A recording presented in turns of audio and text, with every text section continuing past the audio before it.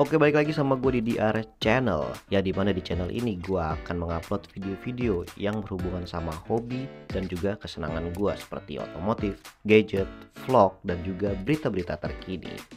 Jadi buat semuanya yang suka dengan konten gue, dengan channel gue, silahkan subscribe dan kita mulai. Oke, kali ini kita atau gua lagi buat segmen baru, yaitu ini episode pertama yang dimana gua namain yaitu segmen ngobrol nih, yaitu ngobrol berita terkini. Nah, kali ini gua kedatangan teman, sahabat yang gua anggap udah deket banget lah ya sama gua, dan salah satu pecinta sepak bola dan otomotif juga. Untuk sepak bolanya kebetulan kita sama-sama suka London FC, cuma beda warna ya. Merah. Lu merah, gua biru ya. Jadi kalau bisa dibilang Chelsea adalah penguasa London. Iya kan? Enggak. London is red. Oke, gua nggak bahas perihal bola kali ini ya. Tapi gua mau coba ulas atau bahas, ngobrol lah, sharing sama perkenalkan ada Feriar, teman gua di sini. Lo Dia salah satu pecinta otomotif juga ya. Jadi gua sering sharing sama dia dan kebetulan kayaknya ada pembahasan yang menarik perihal otomotif, yaitu motor listrik nih, Fer. Oke. Jadi kalau gua lihat kan lu itu sebenarnya pengguna motor konvensional nih ya, masih nih ya. Ya. Tapi ada arah-arah lu pengen pindah ke motor listrik nih. Betul, Kalau gue lihat. betul. Ya, tapi dia belum pindah nih ya. Sedangkan gue udah coba move on ya dari motor konvensional ke motor listrik. Nah, ini langsung nyambung nih ke pertanyaan gua dan juga mungkin pertanyaan banyak orang-orang nih, yaitu udah worth it belum sih sebenarnya motor listrik dari sudut pandang lu dan sudut pandang gua pastinya. Karena kita kan ngobrol ya. Kita santai aja di sini. Ya. Jadi udah worth it belum menurut lu? Kalau menurut gua worth it enggaknya ada beberapa poin sih. Ya. Yang pertama itu sebagai bahan pertimbangan harga jual. Untuk harga jual ini kalau motor listrik itu Berarti taruh harga jual baru? iya, kita beli sorry. Oh, Harga beli kan, harga kita beli itu gua mau mengerucutkan dulu nih. Karena kan gue belum terlalu banyak juga ya knowledge tentang motor listrik. Oke. Gue mau ngerucutin di harga jual 15 sampai 20 jutaan. Oke, motor listrik yang di angka atau harga segitu. Ya, dan motor konvensional di harga segitu. Oke. Kalau untuk motor konvensional kan kita di harga segitu dapat dari Beat, Scoopy, Mio itu kan. Nah, Ini kali ya siapa? Fazio, nggak nyampe, Fazio kelebihan. lebih. Fazio masuk sih di 2223 kan. Oke. Nah, kalau motor yang di atas itu gua singkirin dulu nih. Oke. Soalnya biar komparasinya yang jadi bahan pertimbangan worth it enggaknya menurut gua jadi lebih tajam dulu nih. Nah, kalau di motor listrik itu kan harga segitu udah mulai banyak variannya. Betul. Oke, kalau misalnya harganya bener-bener normal, itu mungkin bisa 50-50 nih. Cuma kan di motor listrik ada program pemerintah. Subsidi. Subsidi Ya. 7 juta kan? Ya. Oke, let's say motor listrik Zuzu yang lu pakai, Oke. itu kan di harga 19. Normalnya ya. Normalnya pakai subsidi jadi di 12. Ya, 12 Nah, sekian. poin satu nih menurut gua motor listrik worth it Dari segi harga. dari segi harga. Oke. Nah, untuk poin 2 itu operasional. Oke. Itu kayak konsumsi BBM. Pokoknya biaya yang kita keluarkan untuk penggunaan motor tersebut. Di poin 2 masih 50-50 tuh. Oke, masih belum bisa dibilang Ya, keunggulan atau ya, keworth-itan ya, memiliki motor listrik ya. betul, di poin 2. Nah, yang ketiga spare part nih, poin spare part. Oke. Kalau spare part di motor listrik itu kan banyak banget pengurangan part ya, terutama di penggerak nih. Kalau di motor konvensional terutama Matic ya, itu kan ada CVT yang partnya itu macam-macam banget tuh. Setuju. Ya kan? Karena gue pernah ganti kirian tuh. Kirian habis 600 Iya. gitu kan. Pokoknya partnya banyak. Sedangkan di motor listrik itu kan partnya dinamo Langsung. kan. Iya. Nah, dari situ aja udah Menghemat banyak. ya kita nggak usah ngomong harga deh. Kita ngomong perbandingan banyaknya part aja itu menurut gua udah jauh sih. Jadi itu keworth-itan. Itu worth it kalau dari sisi spare part ya. Si motor listrik menurut gua menang di poin 3 ini. Nah, terus poin 4 itu dari sisi gue lihatnya dari sisi pajak. Oh ya, gue pernah share tuh pajaknya 0 tuh. Ya, pajak nol kan, tapi tetap harus bayar 35.000. Oh iya ya, administrasi. Asuransi ya? Oh, asuransi pada administrasi, gue lupa lah pokoknya itu Asuransi ya. ya, pokoknya 35.000. Sedangkan kan kalau motor PKB-nya nggak ada. ya, motor-motor konvensional itu di range-nya 150, 200, 250. Nah, menang lagi tuh. Nah, itu udah 3 poin menang tuh. Cuma motor konvensional Perawatan tadi masuk spare part. Oh, masuk spare part Ya. ya? Kayak servis dan lain-lain. Ya, itu kan masuk spare part lah. Nah, motor konvensional udah kalah nih kalau menurut gua. Cuma ada satu poin yang menurut gua Belum bisa dilawan. eh worth it ini masih jadi perdebatan. Oke. Yaitu ini pribadi ya. Brand, pemain, Oh, produsen. Nah, kita lihat kan produsen motor listrik itu brand-brand besarnya itu kan belum ikut campur banyak nih. Nah, itu yang walaupun satu faktor itu menurut gue faktor besar banget sih. Yang bikin konsumen tuh masih ragu untuk pindah. Tapi ini dari sudut pandang gue ya. Ya, boleh. Kita ngobrol santai aja. Kalau gue sendiri sih ngerasa, oke mungkin kata worth it itu terlalu cepat ya. Oke. Kita ngambil putusannya. Tapi di sisi lain sih gue ngelihat gini Fer. Kalau kita ngerunutin motor listrik dari pertama kali rilis, gue nggak tahu tepatnya kapan, mungkin lu lebih tahu ya. Emang setahu gue sih mungkin masih 2010-an lah ya. 18 lah ya. Gesit kan waktu itu awal-awal. Oh, Gesit ya pertama kali ya rilis. Nah, sampai sekarang itu kan gue lihat udah banyak banget macam karakter motor ya, motor listrik ya. Mulai dari yang teknologi charge, swap, itu udah berkeliaran lah di pasar Indonesia nih. Terus artiannya gitu, maksud gue berarti sudah siap nih secara produsen ke konsumen untuk menyiapkan fasilitas-fasilitas dan juga mungkin after sale service-nya. Jadi itu yang bikin gue rasa sudah mulai bisa ditransisi yang bisa diubah gitu ya, dari motor konvensional atau bensin pindah ke listrik menurut gue. Jadi mungkin poin-poin yang tadi lu lebih rinci ya karena keworth-it-annya tadi, tapi gue ngeliat sudut secara global aja, secara umum bahwa kayaknya ini belum worth it, tapi masa transisinya sudah bisa dimulai nih menurut gue. Jadi, menuju ke worth it-annya itu tadi. Jadi nggak ada salahnya kalau teman-teman atau lu mungkin yang masih ragu coba untuk transisi sih menurut gua, atau peralihan dari motor konvensional lu bensin ke listrik. Itu sih poin pertama atau pertanyaan pertama yang tadi banyak yang tanyain sih jawaban gua. Ya sebenarnya sih gua setuju ya, cuma kan buat peralihan ya ini gue juga ngerasa memang udah awal-awal masa peralihan nih, dilihat berarti udah mulai goyang. Sebenarnya sih udah mulai ya udah gue bisa dibilang 60% sih gue udah mulai melirik sih sebenarnya. Cuma balik lagi gini Pak, menurut gue untuk peralihan itu masih terlalu dini sih.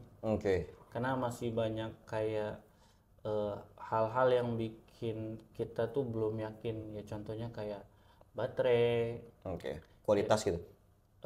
Ya kualitas atau harga. Pergantian baterainya itu kan ada banyak isu kan. Pergantian baterai itu mahal. Nah, itu sih isu yang gue terima kan. LFP apa nikel? Nah, LFP apa nikel? LFP, lithium ferrofosfat. Ke arah sana kan. Nah itu kan. Nah itu yang masih ya gue setuju sih itu menuju peralihan, cuma kan tingkat keyakinan orang itu beda-beda nih. Nah lu gue lihat sih di yang optimis gitu, dan lu mau ikutin masa peralihan itu. Cuma kalau gue masih banyak itu pertimbangan tadi ya. Cuma gue yakin sih suatu hari gue pasti ke pindah ya pada saatnya nanti. Tapi kalau ngomongin motor listriknya aja ya, pasti kan punya kelebihan sama kekurangan ya menurut gue. Dibanding bukan dalam artian tadi lu jelasin tentang keworth-it-annya aja ya, tapi di satu sisi pasti kan kayak gue milih motor listrik itu kan pasti ada pertimbangan, ada kelebihan dan juga kekurangannya. Ini pastilah, nggak usah kita ngomongin motor listrik, motor bensin aja pasti ada kelebihan dan kekurangannya gitu ya. Kalau dari sudut pandang lu dah ya, sebagai pengamat nih ya, kalau gue bilang dalam artian lu mengamati motor banget nih ya, sampai lu bener-bener mau pindah itu kalau udah begini gitu. Artinya masih banyak sisi yang kurang nih berarti di mata lu di motor listrik dong. Sebenarnya sih nggak banyak sih menurut gue. Cuma ya masih harus nunggu. Maksudnya kalau dari sisi kelebihan tadi harga jual, Kelebihan ya, ya harga beli, harga sorry. beli, sorry. Terus spare part itu kan pasti berkurang banyak. Ya. Terus banyak Jadi program, maintenance murah ya, ya program-program pemerintah. mudahkan untuk beli ya. Oke.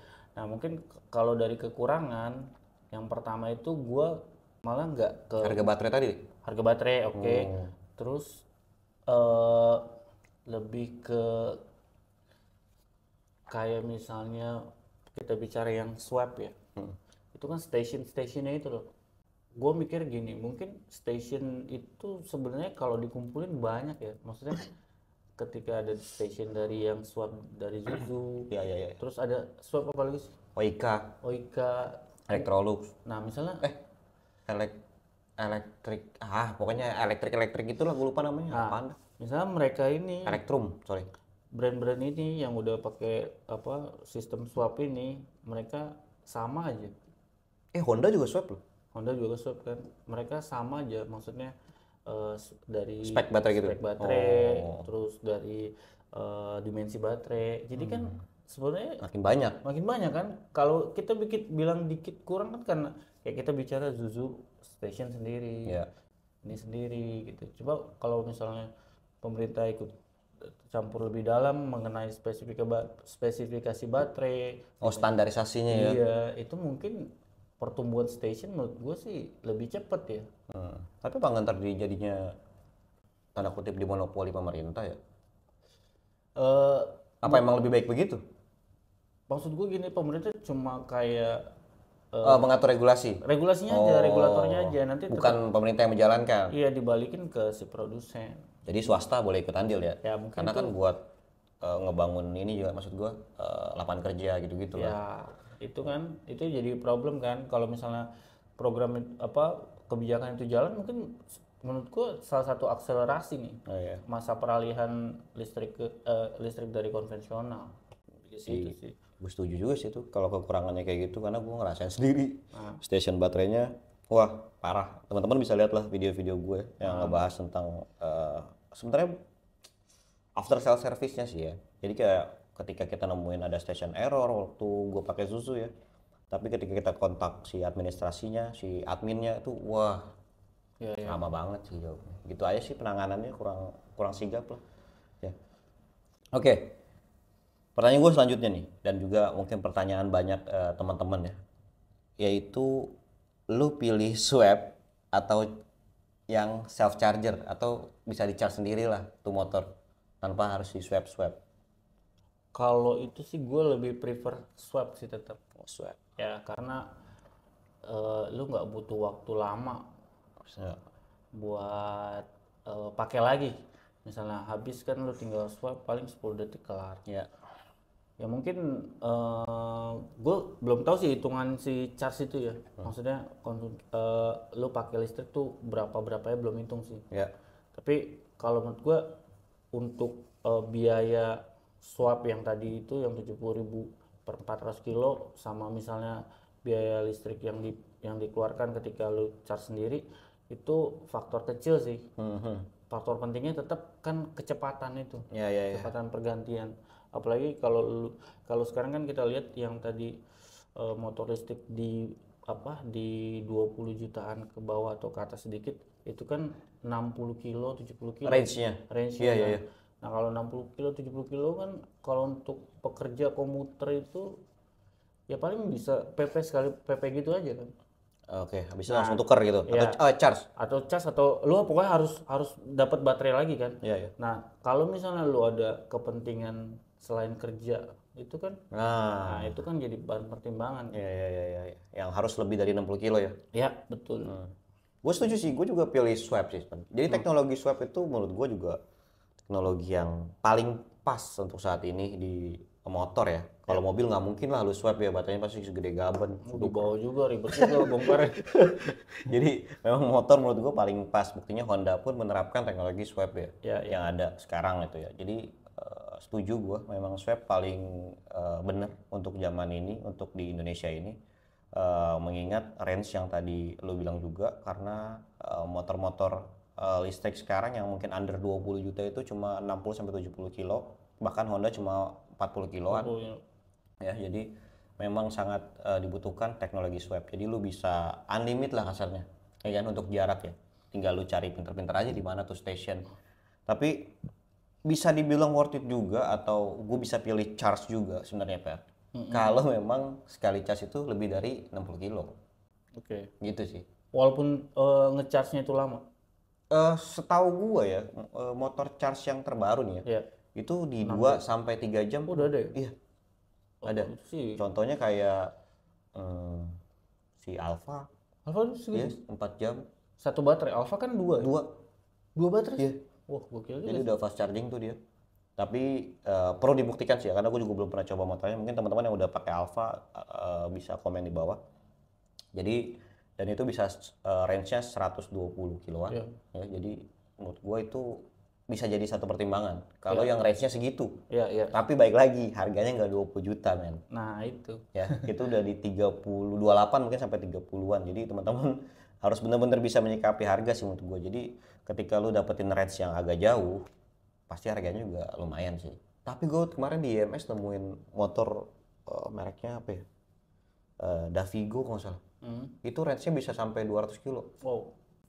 Itu harganya koreksi gue kalau salah ya, tapi seingat gue itu di 20 jutaan, ada subsidi 7 juta. Wow. Menarik. Di IMS kemarin gue udah mau beli. Oh. Terus baterainya segede apa? Baterainya normal. Oh, normal. Iya. Jadi cuma inden waktu itu dia bilang untuk yang teknologi baru ini di 200 kilo ini range-nya inden sampai 3-4 bulan lah kata dia. Jadi gua agak tertarik, cuma baik lagi Davigo ini terdengar baru di kuping gua takut lagi aja after sales service-nya gitu sih. Dan 200 yang diklaim dia, apakah gua harus pakai mode eco? Hati-hati loh. Ya. Banyak jebakannya kan, harus pakai eco, terus lampu nggak boleh nyala, repot maksud gua. Itu kan marketing kan? Ya kayak contoh deh, kalau kita melipir sedikit ke ceritanya mobil listrik dah, si Bingo dari Wuling. Ya. Itu kan baterainya seumur hidup. Tapi syarat ketentuan berlakunya mungkin ada berapa baris gitu ya. Kayak lu nggak boleh dijual belikan mobilnya. Ya. Kalau itu hangus gitu ya. Jadi yang gitu-gitu teman-teman juga harus periksa lagi sih, atau cermati lagi, jangan sampai kemakan cuma banner segala macam. Wah, udah 200 kilo, wah gue beli. Ya, takutnya ntar pas kenyataannya nyesel gitu. Jadi baik lagi, swipe sama charge gue pilih swipe. Untuk saat ini ya? Yes, tapi kalau memang lu tetap pilih charge, teman-teman pilih charge, gue sih nyaranin yang range-nya di atas 60 kilo sih. Ya, terutama kalau mau pemakaian harian ya, Iya, buat kerja. Kecuali lu cuma mau keliling-keliling komplek ya, terserah sih. Gitu. Terus, pertanyaan lanjutannya ini masih ada ya. Ini kita sampai lama nih pasti, sampai sejam kali ya. Lebih. Tadi kan lu bilang ya, motor listrik under 20 juta. Kalau kita kerucutin lagi nih, Fer. Iya. Itu penguasanya Tiongkok. Fer. Iya. Menurut lu kenapa, Fer? Tadi kan lu bilang tuh, pemain-pemain motor besarnya belum main. Jepang terutama. Iya. Ya. Gue sih pernah baca ya. Gue juga waktu itu pernah search sih kenapa Cina tuh kendaraan listrik itu sekarang ini merajalela di mana-mana. Ya, masif ya. Masif. Gue pernah baca itu berita 2012. Anjrit. 2012 itu beritanya mengabarkan kendaraan listrik di Cina itu di Cinanya ya itu udah mulai digemari sama rakyat sana. 2012. Gimana dia nggak menguasai Indonesia? Oh, karena dia lihat pasarnya dia di 2012 rame ya. Ya. Dia coba peruntungan nih ya, Ya. ke negara-negara berkembang, coba untuk investasi motor listrik gitu. Ya. Cuma gini, di 2012 itu sebenarnya yang banyak bukan motornya, sepedanya. Oh, molis. Cuma sepeda apa sih? Selis ya, sorry. Cuma kan maksudnya Selis. dia udah punya dasarnya nih. Ya Ya kan, sama body-bodinya ya apalagi tuh motor lah ya. sama ya sepeda listrik sama motor kan 11-12 lah, maksudnya nggak terlalu banyak, nggak ngubah fundamental banget kan. Berarti 2012 sepeda listriknya dia. Ya banyak, ada mungkin motor cuma lebih banyak di sepedanya. Oke, artinya Intinya sih digemari lah. ya kendaraan roda 2 pada saat itu yang berteknologi listrik sudah banyak digemari ya. Ya, Oke. dia udah pegang dasarnya, makanya nggak heran sih sekarang banyak banget dari sana. Kalau gue malah mikirnya agak kacau sih. Apa? Apa jangan nih brand-brand gede ya itu mau lihat pasar, ngelihat riak-riak di bawahnya Lihat dulu. dulu, iya. Ya, jadi kayak dia tar aja dulu, biarin deh pemain-pemain itu main dulu. Iya. Ketika dia udah dapat formulanya yang paling sempurna, baru dia buat per. Tapi kalau kayak gitu bukannya kayak gambling? Dia malah ntar telat ya. Nah, tapi kan antara dia bisa tetap mimpin pasar atau si pemain yang udah dari awal nih udah terlalu nancep nih ke konsumen. Nah, itu kan gambling. Cuma kan ya kita lihat sekarang juga si pemain-pemain besar ini kan nggak buru-buru juga kan. Mungkin faktornya itu juga sih. Karena dia masih mau lihat riak-riaknya. Wave gelombang-gelombangnya dulu kan. Kira-kira bener-bener oke gak sih ini pasar listrik gitu ya? Ya, Karena kalau kita ngacunya ke Amerika ya itu, wah kendaraan listrik udah gila banget sih di sana ya. Mobil gitu ya. Karena tapi gue balik lagi ya, di Amerika itu disupport fasilitasnya sama negara. Jadi station chargingnya juga di mana-mana banyak banget sih. gue pernah denger, tapi koreksi gue kalau salah. Si Tesla ini buat ngembangin dia punya bisnis, itu dia open dia punya lisensi itu ya. Dia open ke publik, bahkan stationnya dia open ke publik. Jadi dia nggak butuh dia sendiri yang bangun infrastruktur. Franchise gitu jadinya? Oh, enggak juga kan? Bener-bener di open aja gitu. Jadi untuk station publik ngebangun juga. Kan dia bener-bener open. Itu sih gue pernah baca ya. Pernah baca, makanya Tesla di sana kan cepat banget perkembangan. Ya. Mungkin kalau emang itu benar bisa diterapin di sini, tapi nggak tahu juga ya bakalan publik bakalan respon itu atau enggak. Tapi bisa jadi sih, karena beberapa juga banyak pertimbangan ganti kendaraan listrik kan karena fasilitas ya, dengan kendaraan yang ada itu mendukung atau enggak. Tapi baik lagi ketika pertanyaannya adalah kenapa pemainnya Tiongkok, ya gua rasa sih itu karena pemain besarnya nggak mau terlalu banyak ambil resiko dan kebanyakan R&D per. Ya kan biaya loh. Lu bikin, karena kita lihat deh Yamaha itu udah gembar-gembor motor listrik yang modelnya kayak NMAX tuh ya. Itu nggak keluar-keluar loh. Itu terakhir infonya dia mau tes dulu 2 tahun di Indonesia kan. Nah, kayaknya udah lewat gitu menurut gua. Jadi udah lewat maksudnya? Udah lewat 2 tahun per. Dari kayaknya itu tahun 2020 deh itu mulai digembar-gemborinnya. Sekitar 2020 2021 lah taruh. Berarti harusnya 2024 ini rilis lah mungkin. Coba digias ada apa enggak? Kemarin di EMS aja masih jadi pajangan doang tuh gue lihat. Jadi kayaknya si brand-brand Jepangan ini yang merajai pasar Indonesia masih mau ngelihat tren dulu sih kalau gue lihat. Jadi dia belum mau berani langsung main. Walaupun trennya arahnya udah pasti pindah sebenarnya ke arah listrik gitu kan. Cuma kan masalah waktu kan. Iya. Timingnya kapan kan? Kalau ngomongin modal nggak mungkin dia nggak ada modal. Ya. Jadi lebih ke situ sih daripada dia sia-sia ya buang R&D kalau menurut gue sih mungkin. Jadi dia lebih ke penyempurnaan. Ini konsepnya sama kayak Apple kan. Apple produk tuh gitu kalau lu lihat.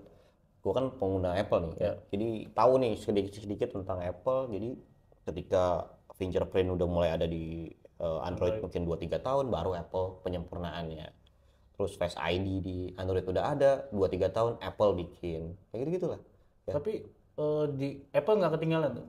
Dan dia nggak ketinggalan karena ada penyempurnaan. Iya, dia melakukan penyempurnaan. Gua berpikir sih si brand-brand Jepang kayak gitu. Mungkin polanya kayak gitu. Iya, dia ntar bikin penyempurnaannya. Jadi ketika teman-teman ngelihat, wah brand Jepang keluar motor listrik udah telat nih, terus mahal nih. Tapi ketika lu cobain motornya, perfect. Itu sih. Yang terbaru Apple Vision. Apple Vision itu udah dari. Itu ngambil dari Google Vision kan ada dulu. Oh, Google Vision Google ada. punya, ya kan? Jadi menurut gua dia penyempurnaan aja sih. Tapi kalau Google Vision kayaknya riaknya nggak terlalu besar ya. Nah, kenapa Apple tetap ngambil itu? Ya kayaknya menurut gua dia ngelihat si Google ini belum memanfaatkan secara luas nih teknologi si VR-nya. Jadi cuma kayak gua ya, setahu gua dulu Google ngeluarin VR tuh kayak lu bisa kayak berinteraksi secara 3D, yang gitu-gitu doang. Oke. Tapi Apple tuh ngerubah semua. Jadi dia kan disebutnya mixed reality ya. Jadi campuran gitu, nggak cuma VR tapi bisa jadi computerized segala macam yang itu dikembangin, dan itu menurut gua satu langkah yang cerdik sih. Ya, bukan cerdas ya, tapi cerdik. Karena dia mengambil kesempatan dari orang lain. Jadi ngomongin Apple ya. Apple. Baik lagi nih lah ke motor listrik nih kita. Motor listrik itu karena kalau gue bikin videonya rame banget, Fer. Oh, oke. Iya, jadi kayaknya teman-teman nih masih pengen dapetin informasi-informasi biar yang tadinya ragu, yang tadinya mungkin sudah paten mau pindah, atau yang tadinya udah pindah jadi mau ke motor konvensional lagi, itu bisa nonton obrolan kita lah. Kasih insight lain lah, sedikit insight lainnya. Gitu. Set, udah lumayan lama nih kita ngobrol nih, Fer. Mungkin yang terakhir deh, Fer. Ya, ini pertanyaan pamungkas nih yang banyak mungkin ditunggu-tunggu gitu ya. Gimana ya? Atau apa sih yang bisa membuat pengguna motor bensin atau konvensional itu benar-benar bisa beralih? Menurut lu? Habis itu ntar menurut gua dah. Oke. Menurut gua tadi balik lagi ke poin awal yang gua sampaikan sih, Pak. Oke. Untuk dari sisi harga itu udah motor listrik udah oke. Coba bersaing sama motor bensin ya. Ya, dari sisi infrastruktur station, terus Kalau teh swab ya. ya, terus faktor pentingnya lagi ya itu brand besar masuk atau enggak. Nah, gue inget ketika motor Matic itu mulai mengambil pasar motor bebek. Bener juga tuh. Dulu motor Matic siapa yang mau pakai lu? Nah, ya kan, motor Matic kan dulu kan juga proses pengambilan pasar itu kan butuh waktu kan. Setuju. Kayak gue inget dulu Bener juga tuh, baru motor kepikiran. Matic awal-awal yang gue inget Kimco tuh. Jet Matic yang gede banget. 2000 itu kan kayak pasar nggak ngelihat kan. Gue punya Matic 2010 Pak. 2010. Nah, lu tahun 10 baru pindah kan? Iya, tahun ke-10. Pasti awal-awal lu pakai bebek kan masih kan? Oh, benar-benar. Nah, Apakah pola listrik sama nih ya? ya mungkin pola peralihan itu mungkin ya tapi gini, motor Matic gua bicara sejarah dulu ya. 2000 kan Kimco, terus 2002 itu Nuvo masuk. 2002 terus Yamaha geliat pembelian listrik Matic itu lumayan, keluarin lagi Mio 2003. Nah, habis itu Honda mulai tertarik tuh. Beat. Vario dulu, Pak. Oh, Vario keluar duluan ya? Vario 2006. Oh, oke. Vario 2006 sama si Spin tuh 2006. Oh, Spin Suzuki ya? Ya, Suzuki ya. Nah, terus baru si Beat di 2008. Nah, puncak Yang perjalanannya. iya, puncaknya itu di 2012 yang gue baca itu penjualan Matic itu kontribusinya udah 59%. Oh, udah ngelewatin dong? Udah ngelewatin. Nah, berarti kan 12 kalau tahun. 12 tahun kan, kalau kita hitung pola peralihan 12 tahun, tapi kan itu pada waktu itu ya, zaman dulu ya. Sekarang kan kita lihat pemerintah itu kan support juga kan. Ya Ke motor listrik ya? Ya mungkin bisa jadi akselerasi, nggak sampai 12 tahun ya motor listrik bisa jadi peralihan antara dari Matic ke listrik ini. Oke. Cuma fun fact nih, motor Matic ini kontribusi 2023 itu yang gue baca 89%. Ngeri kan? Wah. Ngeri banget. Jadi banyak faktor Dari tadinya orang takut ya punya Matic, perawatannya bla bla bla lah katanya. Sekarang 89%. Ngeri banget. Makanya ya gue juga nggak tahu sih bakalan polanya 10 tahun atau lebih cepat. Cuma sih gue yakinnya sih harusnya lebih cepat ya. Oke. Dengan support pemerintah tadi. Support pemerintah, terus kan Banyak insentif ya. perkembangan media itu kan cepet juga kan. Oke. Jadi tapi kalau dihitung pola dengan motor Matic ya, kalau misalkan tadi gesit 2018 ya? 18 ya. Gesit 2018, kalau 10 tahun mungkin di 2028 kita. Ini prediksi aja ya. Tapi ya ini kita logika belum aja.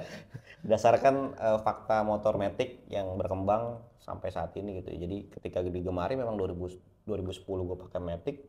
Ya, itu udah mulai tuh. Itu Matic pertama gue Beat tuh. 2010 kurang banyak maksud gue masih. Iya. Mungkin imbang kali ya. Nah, 2010 gue inget gue tuh SMA tuh, kelas 3 lah. Nah gue seingetan gue, teman-teman gue tuh masih Matic sama Bebek tuh masih imbang sih ya. Imbang kali itu Masih ya, imbang, 2010 tuh ya. iya. Itu udah imbang pada saat itu. Berarti kalau kita merunut pakai pola Matic ke motor listrik 2028 atau mungkin lebih cepat 2000, kurangin 2 tahun lah, 2026 kali ya. Bisa. Berarti sekitar 2 tahun lagi nih siap-siap. Kayaknya Mungkin makin gencar ya Iya, teknologi yang diperbarui dan juga disempurnakan oleh si brand-brand motor listrik. ya.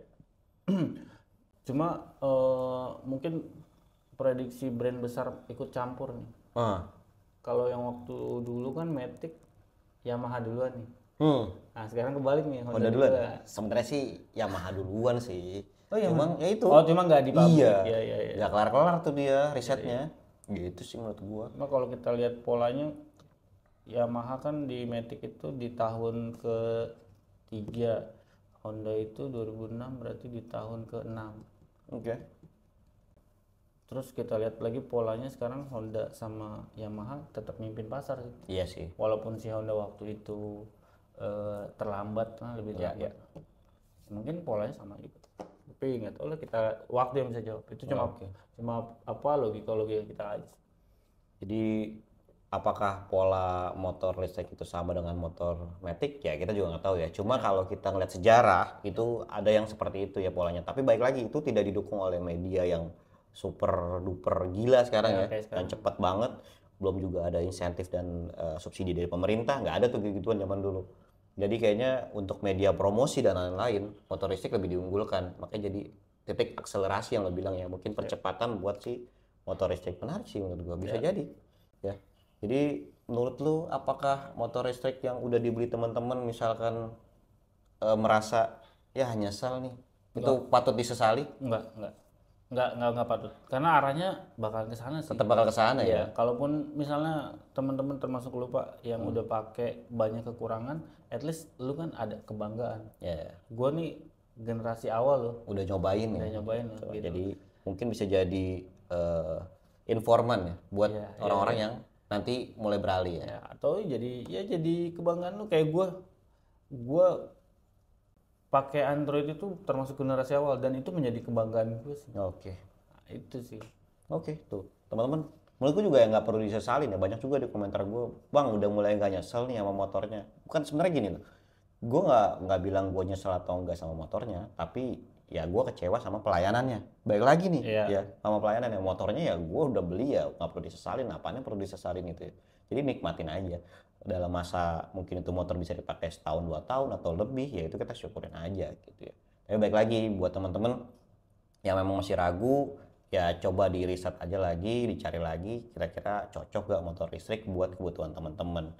Oke Fer, thank you banget nih Fer buat hari ini, buat obrolannya. Ya jadi segitulah buat teman-teman untuk video gua kali ini. Jangan lupa like, subscribe, dan juga komen serta share video gue kali ini supaya gue bisa bikin video terus buat kalian semua. Thank you.